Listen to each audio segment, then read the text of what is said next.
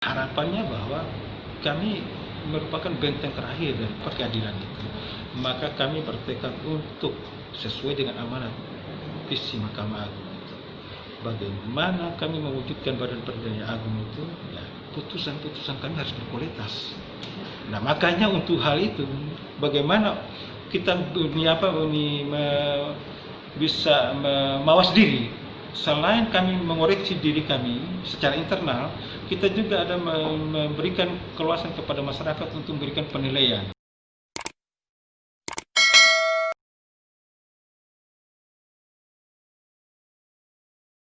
Pak Ketua, berarti dipastikan ini tidak ada neko-neko nih dalam kegiatan proses penanganan perkara di pengadilan negeri dengan adanya pengawasan seperti ini, Pak. Kita berupaya itulah tujuannya itu supaya pelaksanaan itu tidak ada yang macam-macam lagi. Ya. Karena makanya seluruh pengadilan, bukannya pengadilan Kupang, Ya. diarahkan oleh pimpinan Mahkamah Agung itu supaya merebut kembali kepercayaan masyarakat pada pengadilan itu, bahwa pengadilan itu tempat mereka untuk menemukan kebenaran, kepastian hukum dan keadilan itu. Ya. Supaya terwujudnya itu visi Mahkamah Agung untuk terwujudnya Badan Peradilan Agung. Ya. Kita sudah ada gedung di Tipikor untuk persidangan Tipikor, dan hakimnya sekarang kebetulan untuk karir dan ad hoc kita memadai juga. Dan ini untuk penanganan anti gratifikasi. Jadi tiap menit, tiap waktu ada suara, ada pemberitahuan yang memberitahu bahwa kita tidak menerima gratifikasi, dan apabila ada yang mau menyuap kita, itu ada nomor telepon yang bisa dihubungi untuk melakukan itu kalau ada yang kontak telepon.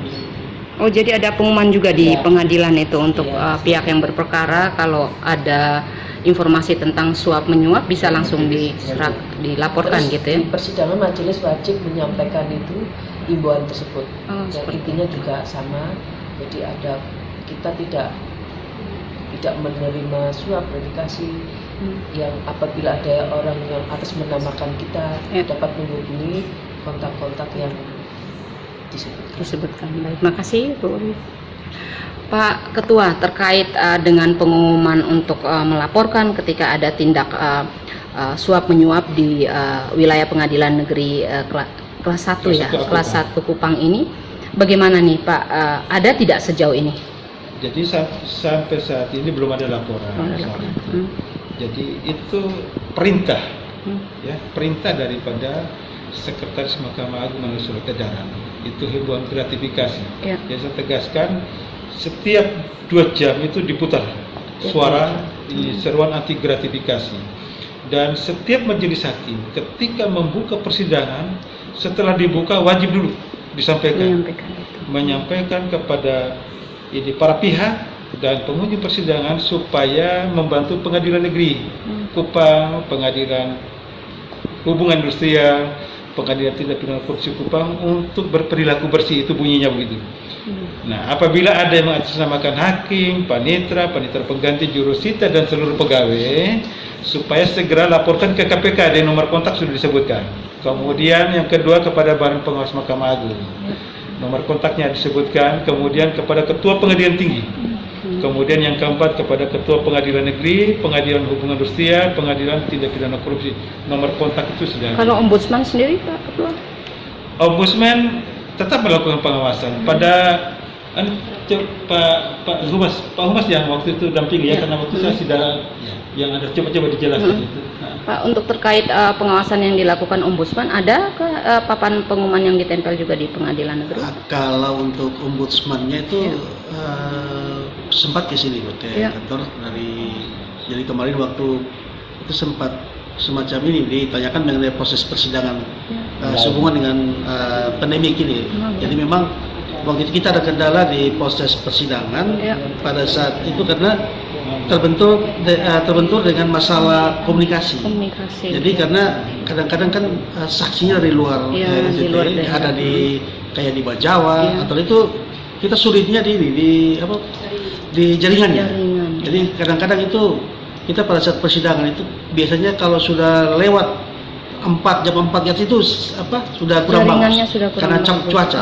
Iya di sana ya. Kalau di sini tidak Nah, jadi itu masalah. jadi biasanya kita tuh sebelum di bawah itu, nah untuk kita mau connect ini kadang-kadang masalahnya itu Bu, karena Iya. alatnya kadang-kadang di rutannya belum siap, atau di polresnya belum siap, atau di kejarannya belum siap. Nah ini untuk connect ini kadang-kadang membutuhkan jam sampai 1 jam untuk kita mau connect ini. Artinya ya berarti itulah. itu kendala eksternal ya. Ya, Kalau di kita ya. hampir tidak ada masalah. Ya. Hakimnya siap. Kalau kita siap di Ya. PN ini kebetulan untuk persiapan kita sebelum dari COVID ini sudah siap, sudah Pak. siap, Sudah iya. biasa dengan itu. Baik. Karena dari pimpinan sudah mewajibkan kita untuk itu. Jadi kita udah siap, alat kita siap. Baik. Cuman dari rekan-rekan dari kejaksaan dari ini yang masih ya itulah Bu. Iya, seperti Nah, itu. masih belum begitu ini maksimal. Terima kasih Pak Frans. Ya. Ketua, harapannya apa ini untuk seluruh hakim di pengadilan negeri dalam penanganan perkara? Harapannya bahwa kami merupakan benteng terakhir dari pengadilan itu. Maka kami bertekad untuk sesuai dengan amanat visi Mahkamah Agung itu. Bagaimana kami mewujudkan badan peradilan agung itu, ya, putusan-putusan kami harus berkualitas. Nah makanya untuk hal itu, bagaimana kita bisa mawas diri. Selain kami mengoreksi diri kami secara internal, kita juga ada memberikan keluasan kepada masyarakat untuk memberikan penilaian.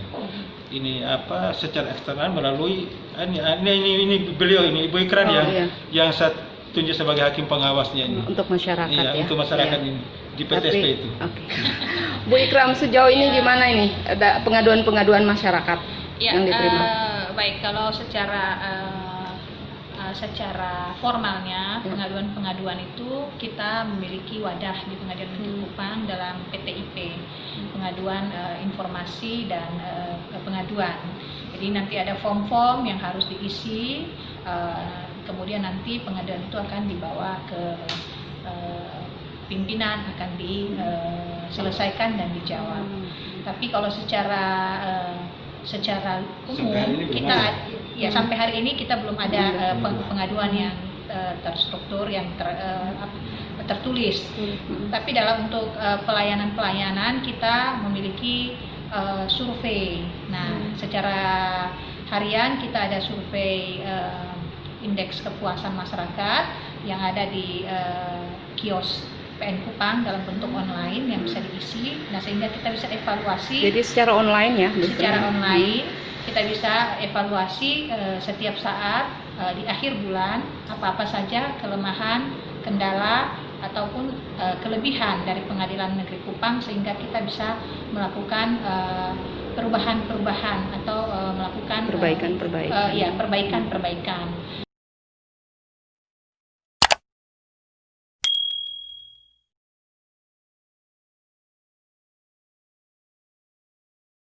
Nah, secara berkala kita juga ada survei per 6 bulan, survei indeks kepuasan masyarakat dan indeks persepsi koruptif. Indeks persepsi koruptif itu survei yang berlaku ke dalam, artinya menilai kinerja aparatur pengadilan negeri secara keseluruhan. Kalau survei indeks kepuasan masyarakat, yang feedbacknya adalah pelayanan yang memberi kepuasan buat masyarakat. Kalau untuk yang kedua itu Bu Ikrar, siapa yang menilai? Sesama hakim atau tetap masyarakat? Kedua ini yang menilai masyarakat. Masyarakat juga. Pengguna layanan Pengadilan Negeri Kupang. Ya, makasih Bu Ikrar. Ya, terima kasih. Akhir Pak Ketua, apa himbauannya untuk masyarakat pencari keadilan? Himbauannya yang pertama, dalam keadaan masa COVID seperti ini, taati protokol kesehatan. Di pengadilan sudah siapkan petugas di sana, ada dia punya tempat cuci tangannya, ada juga untuk cek suhu tubuh, dan minta supaya kita juga sudah umumkan supaya mereka yang masuk ke ruang persidangan itu hanya pihak yang berkepentingan saja. Pengunjung kita sudah siapkan areanya di sana untuk silakan duduk di sana dan terus menjaga jarak. Nah, itu untuk dan kemudian yang kedua, jangan mereka taatlah dengan seruan anti gratifikasi yang setiap 2 jam disampaikan, dan setiap buka persidangan oleh Ketua Majelis Hakim disampaikan anti gratifikasi itu supaya benar-benar bisa percaya pada pengadilan itu, bahwa pengadilan negeri Kupang ini tempat mereka untuk menemukan kebenaran dan keadilan. Dan pasti ya, saya pastikan bahwa kami semua berjuang untuk memberikan putusan yang berkualitas. Putusan yang berkualitas. Soal keadilan itu rasa. Ya, soal keadilan rasa. Yang pasti kami akan melakukan sesuai dengan tupoksi kami, yaitu menyelesaikan perkara itu dengan sebaik-baiknya sesuai dengan aturan-aturan hukum yang ada. Ya, terima kasih Iya. Pak Ketua.